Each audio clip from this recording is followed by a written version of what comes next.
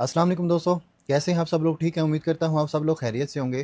तो दोस्तों, आज की इस वीडियो में हम बात करने वाले हैं फैमिली विजिट वीज़ा की एक्सटेंशंस के हवाले से। और काफ़ी सारे मेरे जो व्यूअर हैं मुझसे क्वेश्चन करते हैं और बहुत इंपॉर्टेंट क्वेश्चन होते हैं, तो इसलिए मैंने सोचा कि मैं उसके ऊपर वीडियोस बना दूं, ताकि आप लोगों को भी अगर इस तरह का कोई मसला है फैमिली विजिट वीज़ा के एक्सटेंशंस के हवाले से, तो आप लोगों का भी मसला इस चीज़ से हल हो जाएगा। तो उससे पहले दोस्तों, आप लोगों से रिक्वेस्ट है कि इस वीडियो को प्लीज़ लाइक कर दें, शेयर कर दें और इस चैनल को ज़रूर सब्सक्राइब कर दें और बेल आइकन को दबा के ऑल पे क्लिक कर दें, ताकि आने वाली हर न्यू अपडेट आपको टाइम पे मिलती रहे। तो दोस्तों, चलते हैं हमारे फर्स्ट कमेंट की तरफ, टाइम को बिना ज़ाय किए।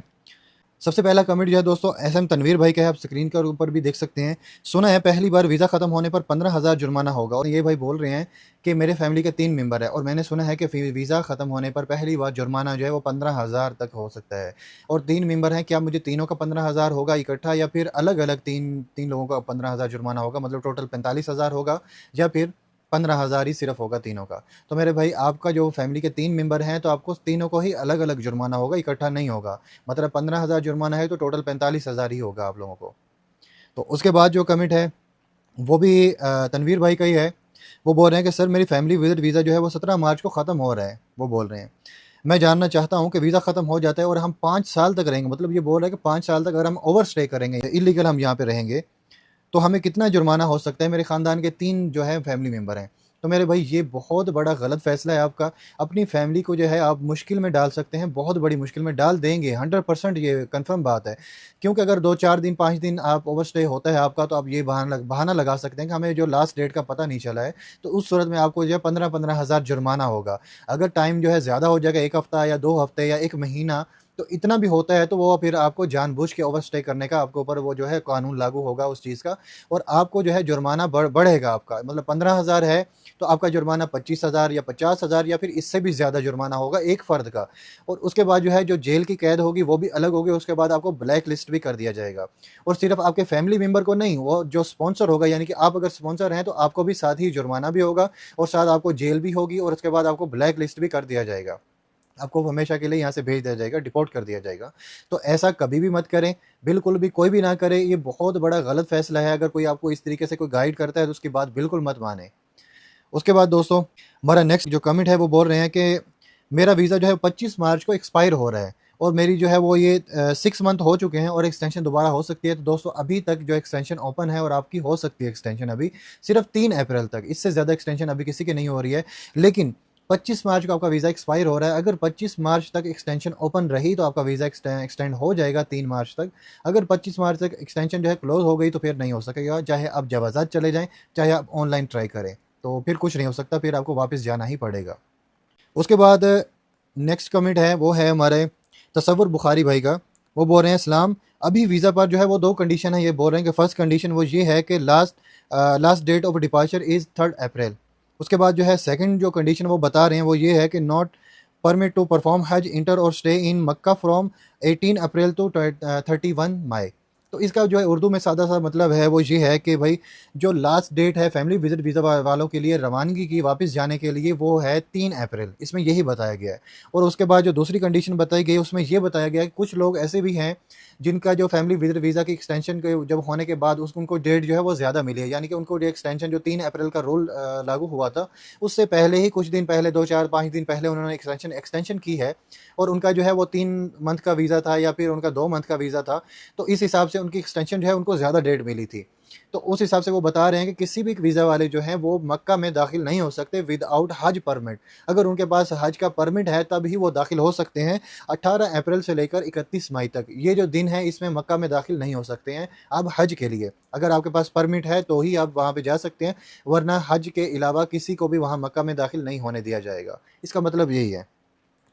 उसके बाद जो है उम्मुल फातिमा, ये हमारा एक कमेंट है, भाई मेरा एक्सटेंशन कल हुआ है, हमको सिर्फ 28 मार्च तक की जो है वो लास्ट डेट मिली है, 3 अप्रैल तक भी टाइम नहीं मिला। तो वो यही बोल रहे हैं, हमारा जो वीज़ा है वो ख़त्म हो रहा था, 15 मार्च को ख़त्म हो रहा था, और हमें 28 मार्च तक जो है वो डेट मिली है। ऐसा क्यों हुआ है, हमें 3 अप्रैल तक डेट क्यों नहीं मिली है? ये मेरी बहन, ये सिर्फ और सिर्फ जवाज़ात वालों का जो है ये अपना उनकी मर्ज़ी होती है। अगर आपको 28 मार्च तक की डेट मिली है तो इसमें और कुछ भी नहीं हो सकता है। आप 3 अप्रैल तक आप जो है डेट लेना चाहें तो इसमें कुछ नहीं कर सकते हैं, आपको नहीं मिल सकती है। अभी आपको 28 मार्च जो है इसी को कबूल करना पड़ेगा और वापस आपको जाना पड़ेगा। तो उसके बाद जो है हमारा अमजद अली भाई का कमेंट है। वो बोल रहे हैं कि अस्सलाम वालेकुम भाई, अगर तारीख 3 अप्रैल तक है तो क्या इसके बाद 1 हफ़्ते की मुद्दत जो है 1 हफ़्ते की मोहलत मिल सकती है या नहीं? मेहरबानी करके रहनुमाई फ़रमाएँ मेरे भाई।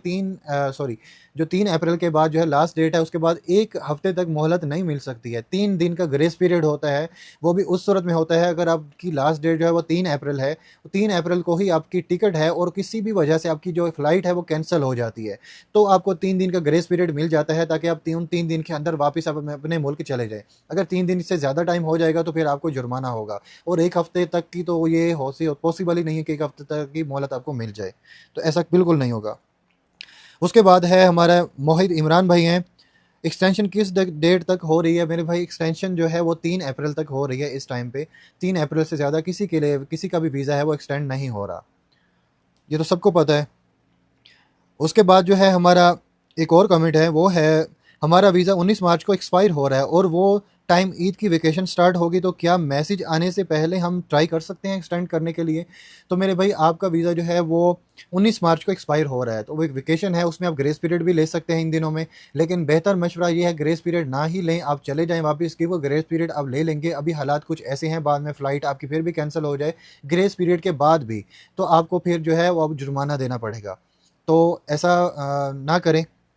उनका कमिट का कहने का मतलब ये था कि क्या हम पहले ट्राई कर सकते हैं? दोस्तों आप ट्राई कर सकते हैं, लेकिन अगर हो जाए तो अच्छी बात है, जवाज़ात वालों की मेहरबानी है, अगर नहीं करेंगे तो फिर इसमें आप कुछ नहीं कर सकते, कोई भी कुछ नहीं कर सकता है। आपको वापस जाना ही पड़ेगा, और ओवर स्टे बिल्कुल भी मत कीजिएगा, ये मत सोचिएगा कि ईद के दिन है, वेकेशन का टाइम है, तो आपको जो है वो रिलैक्सेशन मिलेगी, तो ऐसा बिल्कुल भी नहीं होगा। उसके बाद हिना खान का जो कमेंट है ये बोल रहे हैं कि भाई क्या थर्ड एक्सटेंशन हो रही है 90 डेज़ की? तो मेरी बहन एक्सटेंशन जो है वो हो रही है, थर्ड एक्सटेंशन हो रही है अभी, किसी के सेकंड है या फिर फर्स्ट है या फिर थर्ड एक्सटेंशन है, वो हो रही है, क्योंकि अभी सिर्फ 3 अप्रैल तक एक्सटेंशन हो रही है, चाहे आपका वीज़ा 90 डेज़ का है या फिर जो है 60 डेज़ का है या फिर 30 डेज़ का है। 3 अप्रैल तक आपका वीज़ा जो एक्सटेंड हो रहा है अभी के टाइम पे, जब एक्सटेंशन क्लोज हो जाएगी तो उसके बाद तो नहीं होगी। उसके बाद कमेंट है खुशबू परवीन का, ये बोल रहे हैं कि 3 अप्रैल के बाद क्या होगा? 3 अप्रैल के बाद कुछ नहीं होगा। 3 अप्रैल जो है ये विज़िट वीज़ा वालों के लिए लास्ट डेट है घर जाने के लिए, वापस अपने मुल्क जाने के लिए। तो ये एक्सटेंशन जो भी हो रही है इस टाइम पे वो भी 3 अप्रैल तक हो रही है, और 3 अप्रैल जो है यही लास्ट डेट है, बस यही है। उसके बाद जो है किसी को एक्सटेंशन नहीं मिलेगी। अगर कोई ओवर स्टे करेगा, 3 अप्रैल उसकी लास्ट डेट है, ओवर स्टे करेगा तो उसको भी जो है भारी भारी जुर्माना होगा, फ़ाइन होगा उसको। उसके बाद कमेंट है भाई विज़िट वीज़ा 25 मार्च को एक्सपायर है, एक्सटेंशन करने के लिए 7 दिन पहले जवाज़ात या तवासुल पर जो है रिक्वेस्ट करना है, लेकिन पासपोर्ट ऑफिस बंद रहेंगे ईद का टाइम, तो क्या 11 मार्च या 12 मार्च को रिक्वेस्ट डाल सकते हैं या फिर नहीं?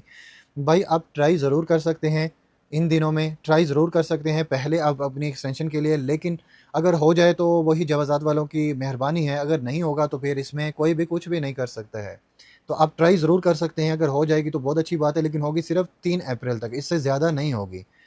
तो अगर हो जाए तो ठीक है, नहीं होता तो आप ओवरस्टे बिल्कुल नहीं करना। ये नहीं सोचना कि ईद के दिन है तो मैं ओवरस्टे कर लेता हूँ, तो हमारे बहाना मिल जाएगा, तो ओवरस्टे नहीं करना। आपको कोई बहाना नहीं मिलेगा, आपको फ़ाइन पड़ जाएगा, तो आपको जब आपकी लास्ट डेट है, आपको वापस चला जाना ही पड़ेगा। उसके बाद कमेंट है भाई मैं और मेरे वालिदैन आए हैं, 1 महीना नहीं हुआ अभी तक। अभी तवासुल से रिन्यू किया है तो 3 अप्रैल तक ही एक्सटेंड हुआ है, 16 अप्रैल तक होना चाहिए था। 1 महीने का विज़िट वीज़ा लगा है। तो ये कह रहे हैं कि हमें कोई मशवरा दें कैसे हम बढ़ाएँ? तो मेरी प्यारी बहन इसमें कुछ भी नहीं कर सकते हैं, आप अपने वालिदैन के साथ यहाँ पे आए हैं, तो अभी जो एक्सटेंशन की जो लास्ट डेट है वो 3 अप्रैल ही है। आपका वीज़ा जो है 1 महीने का है या फिर 3 महीने का या फिर 2 महीने का है। एक्सटेंशन जो है वो सिर्फ़ 3 अप्रैल तक ही मिल रही है, इससे ज़्यादा एक्सटेंशन किसी को नहीं मिल रही है। तो 3 अप्रैल लास्ट डेट है, 3 अप्रैल को आपको वापस जाना ही पड़ेगा, उससे ज़्यादा ओवरस्टे ना कीजिएगा आप। तो दोस्तों ये थे कुछ इंपॉर्टेंट क्वेश्चन, जो मैंने कुछ ही क्वेश्चन इसमें मैंने ऐड किए हैं, इसके अलावा भी बहुत सारे क्वेश्चन थे, तो वीडियो बहुत ज़्यादा लंबी हो जाती, इसलिए मैंने वो ऐड नहीं किए। दोस्तों आप लोगों का भी इसके अलावा कोई भी कोई क्वेश्चन हो, कोई जो है सवाल हो, कोई कन्फ्यूजन हो, तो आप मुझसे पूछ सकते हैं। इंशाल्लाह मैं कोशिश करूँगा जल्द से जल्द आप लोगों को उसका जवाब दूँ, या फिर उसके ऊपर मैं वीडियो बना दूँगा। तो दोस्तों ये थी हमारी आज की अपडेट, मिलते हैं इंशाल्लाह नेक्स्ट वीडियो में नेक्स्ट न्यू अपडेट के साथ। तब तक के लिए अपना ख्याल रखें, दूसरों का ख्याल रखें, और मुझे अपनी दुआ में याद रखिएगा। अल्लाह हाफिज़।